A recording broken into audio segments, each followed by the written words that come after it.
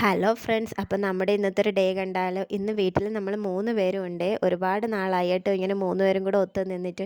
അപ്പോൾ അമ്മ രാവിലെ തന്നെ ചോറ് വെക്കാനായിട്ട് അരി അടുപ്പിലിട്ട് അതിനുശേഷം നമ്മൾ മൂവർ സംഘം ചേർന്ന് വെളുത്തുള്ളിയും കൊച്ചുള്ളിയൊക്കെ പൊളിച്ചെടുക്കുകയാണ് കേട്ടോ.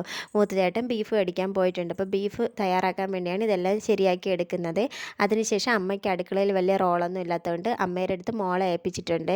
പിന്നെ കപ്പയെല്ലാം റെഡിയാക്കി എടുത്ത് അതിനുശേഷം മൂത്തചേട്ടൻ ബീഫെല്ലാം മേടിച്ചിട്ട് വന്നിട്ട് ചേട്ടൻ തന്നെ കറി വയ്ക്കാൻ വേണ്ടി കട്ട് ചെയ്ത് എടുക്കുകയാണ് കേട്ടോ.